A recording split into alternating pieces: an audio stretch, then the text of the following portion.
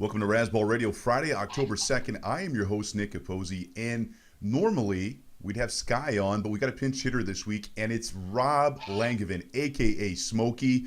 Rob, we've got you actually on the amazing Razzball Radio phone system. Welcome to the show, sir. Thank you for having me, Nick. It's like the Batman commissioner phone here. Is it red? Is your cell phone red? I'm gonna change the options now. I'm gonna make it more of maybe like a mauve. Like a mauve? A mauve. All right, Rob, we do appreciate you pinch hitting for us. You can follow him on Twitter at Smokey_Loogie. He's our Loogie out of the bullpen at Razzball.com, but he also knows his football. And that was convenient that you do, Rob, because luckily you were there to join us on the 32 and 32 and 32 when we went around the country. Yeah, it was a blast, man. Meeting all these different types of people, different towns, interesting fare in every city. It was great. Yeah, we had a good time. We had a good time. But let's speak about the good time we're going to have this weekend when we are observing, noodling, eyeballing certain things that we're going to focus on this weekend when we hit the deck of games kicking off this Sunday. Of course, yesterday, Green Bay all over the Minnesota Vikings, 2 TDs for Eddie Lacy. That's good news. But one of the running back situations you're going to be looking at this week, Rob, is Baltimore. Break that down for me. Pierce is coming back, and I don't know if he's going to maintain the same level he had in week 1 when he got 22 carries. But the weeks he was gone, Taliaferro and Forsett, they still managed to eclipse his carries for that first game. So I think it's going to be a mix and match system there. I believe Forsett is more of the passing down back, and I think that he'll probably eke into some of Pierce's, if any, value.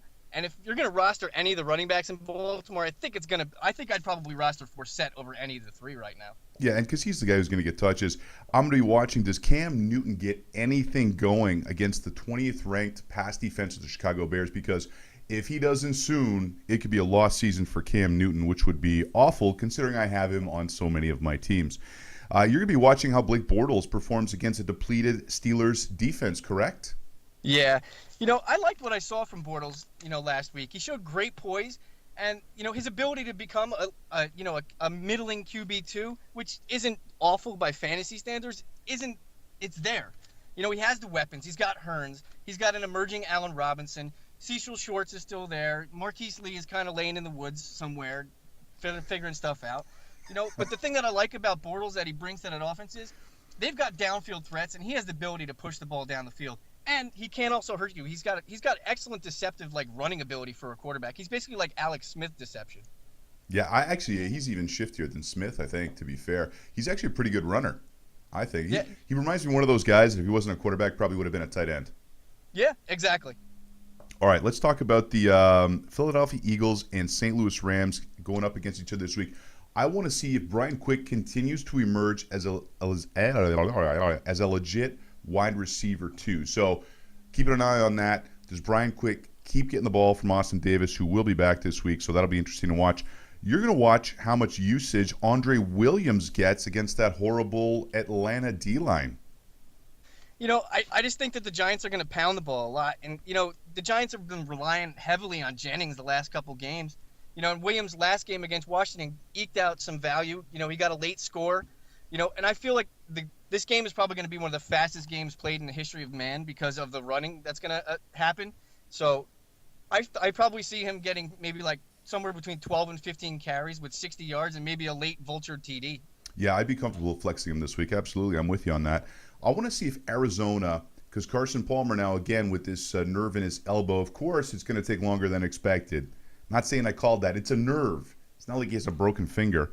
Okay, so with Drew Stafford in there, can Arizona move the ball? Because the Cards have looked good. Can they move the ball on the road, A, B, against Denver at actually, you'd even throw in at the altitude. How good is this offense with Drew Stafford at the controls? That's going to be something that Drew Stanton, that I will be keeping an eye on.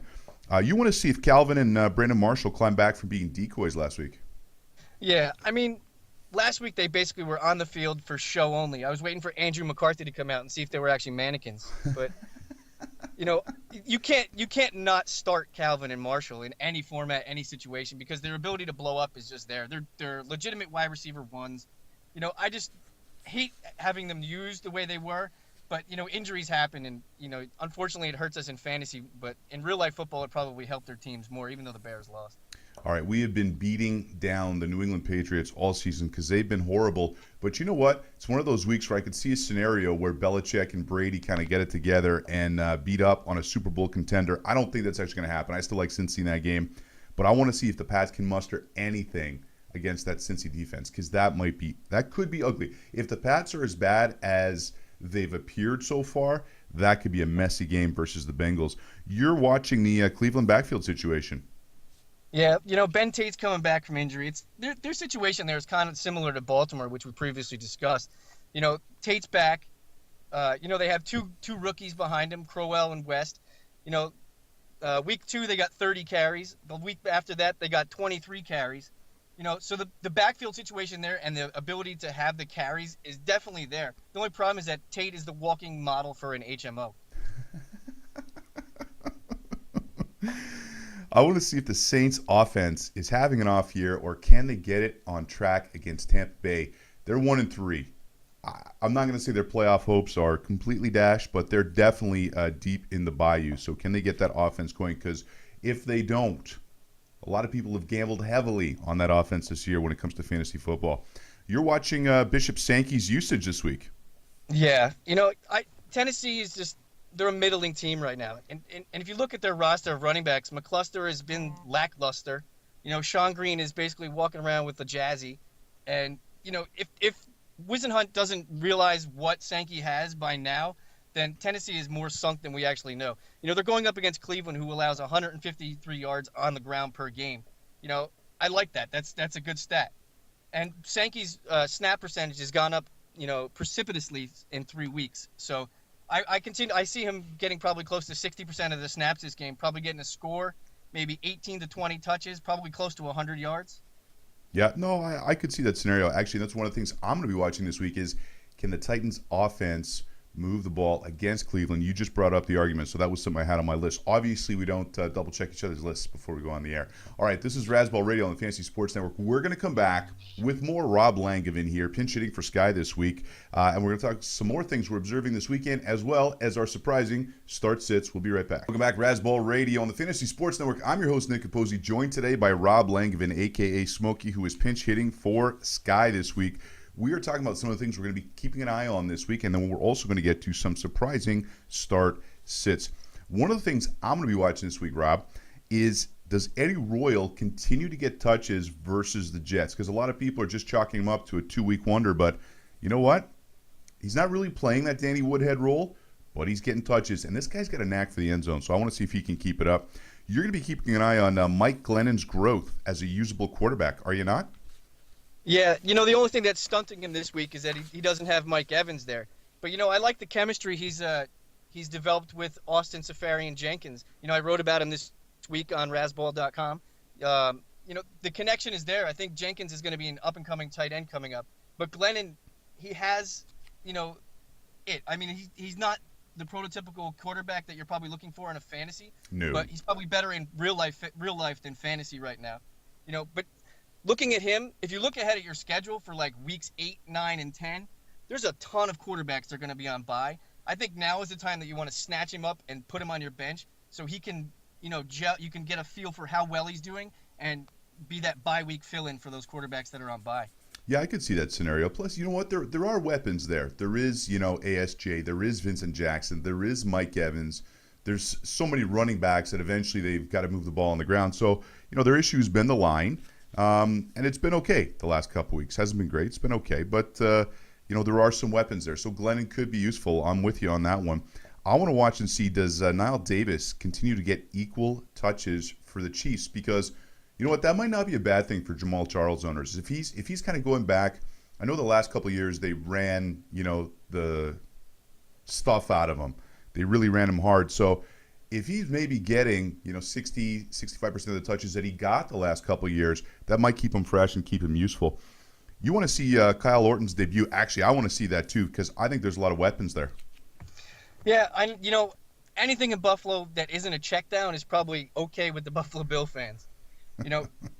Orton is a guy, he's a gunslinger. Orton comes in, he's not afraid to throw it deep, throw it over the middle, put it into situations where he probably shouldn't be throwing it. You know, I think this actually. I've been reading that it probably hurts Watkins' value because he doesn't have that chemistry with him. I'm going to disagree. I think it actually helps him because I think Watkins is probably better as a wide receiver when he's doing stuff on the fly and with a gunslinger instead of somebody who's probably a little tentative to force it to him. No, I'm with you. I think actually, I think this is a big upgrade for Sammy Watkins. I also think it helps the running back situation because, right now you haven't had to respect the passing game for the Bills, so they've been able to stack the box repeatedly against Spiller and F-Jack. So, yeah, I'm with you. I think this helps all the players on that team. Definitely excited to see how that breaks down. Let's talk some surprising start sits. You, sir, are starting Ruben Randall of the G-Men this week. What's up with that? He's going against the Falcons. Like I said before, I think this game is going to be a grounded out, quick game because the clock's going to be continuously moving. The thing I like about Randall is the last 2 weeks he's got 20 targets. That's a ton. Even coming from Eli in the last 2 weeks was kind of pass happy, but he's basically showing why he was the wide receiver 3 you drafted. He's giving you wide receiver 2 value kind of because he has the ability to get in the end zone. I am actually going to start Ben Roethlisberger, which isn't a shock, but here's my angle. I'm starting Big Ben versus Jacksonville over the number 1 ranked quarterback. I'm not saying to sit Peyton Manning this week, but I'm saying there are better options, potentially backup quarterback. My logic being, look, I think Arizona is going to be jacked up for this game. A lot of people with the players they lost on defense this year thought that the Cards were not going to be nearly as competitive as 11-5 last year, including myself. I had them for 7-9, but I think they're going to Denver. They've got something to prove. They've had an extra week to prepare for it. It's one of the best secondaries in football. I think Peyton Manning might be in for an off week. So if you have an interesting backup quarterback like Big Ben, you might want to roll out with him this week. What do you think about that? Am I crazy on that? No, not completely. I mean, Arizona had an extra week to scheme for this game, right? I mean, that's what I'm thinking. Teams coming off a bye have a better record than teams that don't. So against the Broncos, so I mean, it is Peyton Manning. I don't expect him to completely lay an egg, but I could see Roethlisberger outscoring him. I could see a situation, where maybe it's, Monty Ball. I don't want to start Monty Ball, but maybe Monty Ball actually puts it in the end zone. I'm just saying maybe it's, 250 yards, 1 TD, 2 interception kind of day for Peyton. I'm not saying that's going to happen, but I could see that scenario against this Arizona team. All right, you're starting Bishop Sankey. You already made your argument for him versus Cleveland's poorest run defense. Although I think that's a bit skewed, to be fair, Smoke, only because I think that's been their game plan. Don't let teams pass on them, let them run on you. So interesting to watch that. I am starting Reggie Bush, and I'm not a Bush guy, but with Joy Bell out, I'm starting Reggie Bush versus the number 5 rush defense in Buffalo. You are starting Sammy Watkins this week. Again, you made that argument earlier, but what could you see him putting up this week? I think the Bills are probably going to be a little conservative to start the game because I don't think they want Orton just to go and be like, you know what, I'm going to win this game all by myself. I think they're probably going to rely heavily on Spiller and Jackson in the first half. Watkins will probably get maybe like 3 or 4 looks in the first half, and then when the second half comes, and depending on the game score, I could see them really opening up this offense and looking downfield for him quick, like to start the second half, probably like on a 30 or 40 yard score. He probably is going to get maybe 10 to 12 looks, maybe 8 receptions. I see him going for over 100 and a touchdown. Yeah, no, I could see that scenario as well, especially against that Detroit secondary. I mean, that's if Orton wanted a prime matchup, at least against a decent team, the Detroit secondary is who you would like to start off against. I'm starting Chris Ivory versus the number 11 rush defense in San Diego. As far as I'm concerned, I'm going to run this guy into the ground until he shows me otherwise. You with me on that? Yeah, Chris Ivory? Yeah, absolutely. I mean, the Jets, they can't rely on Chris Johnson at all. I just see them, they're going to want to take the ball out of Phillip Rivers' hands because he's basically been magic this year. They got to basically bring the game to let the game come to them. They can't go on the field with Geno throwing down the field and throwing 3 incomplete passes and punting. No, so I'm with you. I think they're gonna pound the ball up San Diego's throat, I think. Yeah, and that's my logic as well. And listen, it seems like Ivory's a no-brainer, but a lot of people have him ranked a lot lower because he's going up against San Diego. All right, our sports bar of the day is the Post Sports Bar and Grill in St. Louis, the winner of the 2014 Razzball Radio Fantasy Sports Bar of the Year. You watching football in St. Louis this week? Go get your toasted raviolis on at the Post. Okay, this is Razzball Radio. This is the Fantasy Sports Network. We'll be right back But more start sits right after this. Welcome back. Razzball Radio, Fantasy Sports Network. Nick Capozzi hosting with my man Smokey, who is joining us via the Razzball Radio bat phone. That's my story. I'm sticking to it. A couple more starts in our start-sit little scenario here. You're starting Garrett Graham this week. Why? He's going up against Dallas. Dallas is just atrocious against tight ends. They're the number one scoring defense for tight ends in fantasy. You know, somebody's got to catch the ball there. That's going to be a dump down. I think Dallas is going to get a lot of pressure on Houston. I could see him getting 5. He's been averaging five targets a game. I could probably see him getting maybe 7, maybe catching 5 for 40, maybe a score. Yeah, all right. I'm with you. If you're, it's not a crazy week for bye weeks, but yeah, I could see starting Graham. Here's what I'm going to do though. I'm starting, and I was shocked to see Darren Sproles is the 31st ranked running back this week up against St. Louis. And here's what I'm thinking. Last week, I think one thing, well, Philly's offense wasn't able to get on the field because their defense and special teams was gaming the 49ers. But I think one of the keys to that offense, especially until LaShawn McCoy shows us something, is they have to get Darren Sproles in there. They got to get him in space, moving the ball so that it allows Macklin to get out deeper into opposition territory. So Darren Sproles, 31st ranked running back. I think they're going to use him a ton this week. You with me on that? I think they're going to use him a little bit, but I think this week is the coming out for the running backs of the first 5 picks this year. You know, Charles had a good game on, Yeah, Lacey did. Lacey had a good game. I think it's McCoy's turn. I think McCoy touches the ball 30 to 35 times in this game and probably goes for over 200 yards. He better. All right, you're sitting Pierre Garçon. That's kind of interesting against Tampa Bay. How come? Sorry. Yeah, wait a minute. Seattle. No, sorry. I was thinking Pierre Thomas. Yeah, Pierre Garçon versus Seattle. Wrong Pierre. Excuse-moi, Pierre. Yeah, the boy is going up against Seattle. So, I just don't like the consistency or the inconsistency of Cousins that he's showing. Just to make the argument here, if there's a guy they're going to take out, wouldn't it be Deshaun Jackson? Because Pierre Garçon, even though he's had a bunch of big plays, he's been kind of their possession guy. I mean, he's the guy that Cousins has been targeting. So don't you think maybe it's more likely that D-Jax, if he plays, is the guy who's going to... Actually, that's a good argument. I'm out-arguing myself because D-Jax might not play. Yeah. Well, the thing I see, if Deshaun Jackson plays, he's more of the deep middle down the sideline guy. And Seattle likes to play man coverage off the line and over the top with Earl Thomas. So if they do that on the opposite side from Richard Sherman, then Richard Sherman's got Garçon all over the field. All right, I'm sitting Tony Romo versus Houston because all I got to say is J.J. Watt. I don't want my quarterback going up against J.J. Watt, especially one who makes mistakes. So if you have a better option, I'm definitely sitting Romo. I know a lot of people got excited last week because of Dallas's big win. I'm not saying Dallas can't keep it close, but I think statistically it might be a bad day for Romo. You're sitting all the Patriots running backs. Surprise, surprise, Rob. Yeah, there's just no form of consistency there at all. You can't even start one and trust them to even be in the game or even do anything part of the mastermind's game plan. Vereen has just been inconsistent. He was probably drafted as your probably running back 2.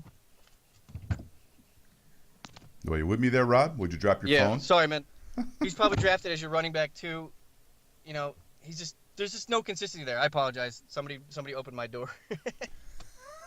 When someone's trying to break into your car in New York as you're doing a phone interview for fantasy football? It is New Jersey, man. They're trying to jack me. You know what? This might surprise you, but I'm sitting Calvin Johnson versus Buffalo this week. Now, Buffalo's defense has been good, but it's the rush defense that's been very good, not necessarily the pass defense. But until I see a full game of Calvin Johnson healthy, you know what? I'm sitting Calvin this week. Am I crazy? You're probably not crazy, but sitting Calvin Johnson, it's like going to Dallas and not getting Ebola. I don't know. Dude. Okay. You're sitting Monty Ball versus Arizona. You know what? I actually think Ball hasn't been great, but I think one thing Arizona has done is allowed running backs to kind of get some burn on them. I think it's the secondary that's going to make the difference in that game if Arizona has a chance. But you're sitting Ball this week, right? Yeah, I just don't trust that the Denver offense is going to want to be committed to the ground as much in this game. I think they're going to try to pass the ball as much as possible against the defense. I just don't see Ball having a huge game. There's a possibility he might, but I just don't see it at all. Well, let's see him have a huge game first. Yeah, I I mean, agree with you. he's been one of the most disappointing guys because this guy was going as like the 8th, 9th overall pick before the appendectomy in the preseason, slid to like the second, maybe early third round. But when he came back, I mean, this guy was back in the first round. So you can argue any of the top 5 running backs have been a disappointment, but Ball actually might be the most disappointing at all. Well, maybe not. It's close. It's close. It's close. All right, listen, I'm sitting Gronk versus Cincinnati. Here's my logic. I think Gronk is getting healthier. I think Gronk is going to get more and more opportunities in that offense. But I think Cincinnati's game plan is just going to be, hey, let's take out Gronk when he's on the field, let Edelman catch his 8-yard passes, and we're going to stop New England. Would you start Gronk this week versus Cincy? If you have another tight end on your roster that's probably maybe somewhere in the top 10 tight ends, I'd think about it, but I probably wouldn't sit him. He's probably one of those. He's like a catcher in fantasy baseball. You don't really. All you need is him to start, and you're probably playing him every week. No, I I'm don't with think you. I'm with you. I'm just thinking this week. I think that's Cincinnati. They've had the extra week as well. I think that's the one thing they're going to do is take out Gronkowski. Yeah, I mean Cincinnati's the defense is the best in football right now. So I mean, you've got to factor that they're going to scheme against taking Edelman and Gronk out of the game and letting a no-name guy, like LaFell beat them, but I doubt that's going to happen either. But I think Gronk will be okay, but not what we expect him to be. Okay, Rob, real quick, you got about 20 seconds. Why are you sitting Alfred Morris versus Seattle? Because you're already sitting Pierre Garçon. I mean, do you think it's going to be that much of a disaster? Yeah, I think that it's going to be a disgrace. Seattle's defense only allows 2.8 yards per carry. I see Alf just pounding it out probably 20 times and only getting like 60 yards. And probably nothing in the end zone. All right, a couple of you are probably excited because Ben Tate is going to start versus Tennessee. I am sitting him, and I'll tell you why. A, first of all, if he does play, they're going to work him in slowly. West and especially Crowell are going to get carries. Second, Ben Tate's going to get hurt after the second play. I mean, this is not news. So there you go. Rob, listen, buddy, really appreciate you joining us. Thanks for pinch hitting for Sky this week, my man. No pleasure. He's got big shoes. I tried to just fill him. No pleasure? No, it's my pleasure. It's my pleasure. All right, Rob, we got to get out of here. This is Razzball Radio on the Fantasy Sports Network. Enjoy your football this weekend. We'll be back Monday. I'll be on the road, but we'll be here on Monday. Have a great weekend.